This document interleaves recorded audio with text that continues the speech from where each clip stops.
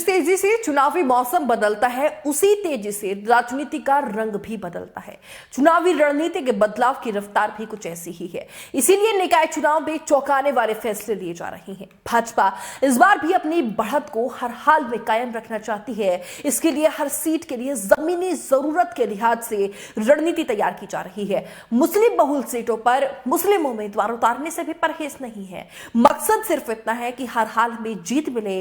वहीं समाजवादी पार्टी की कोशिश निकाय चुनाव में अपने पुराने हार के सिलसिले को तोड़ने की है। इसीलिए अखिलेश यादव की अगुवाई में पार्टी हर मुद्दे पर आक्रामक नजर आती है।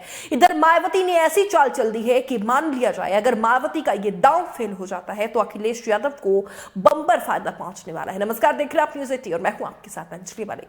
दरअसल उत्तर प्रदेश में निकाय चुनाव को लेकर राज्य में सियासी हलचल तेज हो गई है। हर पार्टी अपने उम्मीदवारों का नाम फाइनल करने के साथ साथ प्रचार अभियान तेज करने लगी है। लेकिन इस बीच बीएसपी चीफ मायावती ने एक चौंकाने वाला फैसला किया है जिसका सीधा फायदा अखिलेश यादव को ही हो सकता है। सूत्रों के अनुसार इस बार निकाय चुनाव में मायावती ने चुनाव प्रचार नहीं करने का बड़ा फैसला किया है। इस फैसले का सीधा फायदा जो है वो समाजवादी पार्टी को हो सकता है।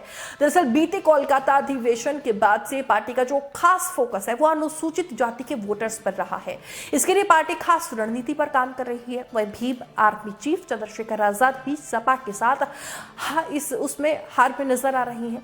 इस वजह से सपा की कोशिश जो है वो सफल होने की संभावना है, क्योंकि जिस तरीके से एक कॉम्बिनेशन बनाने की कोशिश जयंत, अखिलेश और चंद्रशेखर ने की थी, ये एक बड़ा फायदा चंद्रशेखर का समाजवादी पार्टी को भी मिल सकता है। दूसरी ओर मायावती का अगर चुनाव प्रचार जो है वो नहीं करती है तो अनुसूचित जाति के जो वोटर्स है उनको लेकर भी सपा की रणनीति सफल हो सकती है।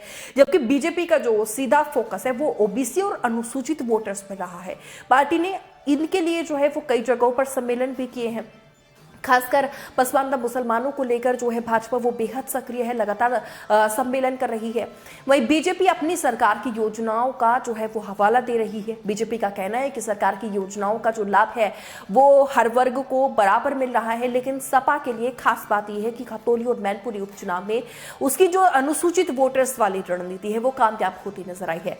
पार्टी को इन दोनों ही सीटों पर अनुसूचित वोटर्स के वोट मिले थे, जिसके बाद जो है वो कोलकाता में हुए अधिवेशन के बाद अनुसूचित वोटर्स के लिए खास रणनीति पर काम हो रहा है। आपको बता दें कि निकाय चुनाव के अंतर्गत दूसरे चरण के लिए नामांकन जारी है और राज्य में 4 और 11 मई को वोटिंग होनी है। लिहाजा जिस तरीके से निकाय चुनाव को लेकर माहौल लगातार गर्माता जा रहा है, समाजवादी पार्टी हो, बसपा हो, रालोद हो, भाजपा हो, अलग अलग जिस तरीके से हथकंडे अपना रहे हैं वोटर्स को अपने पाले में लाने के लिए, वो बेहद ही दिलचस्प जो है वो एक माहौल बन गया है।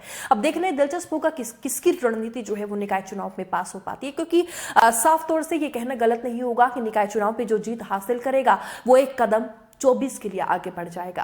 फिलहाल बस मेरे साथ इतना ही, लेकिन कमेंट बॉक्स में इस रिपोर्ट पर अपनी राय जरूर बताना। फिलहाल दीजिए इजाजत, नमस्कार।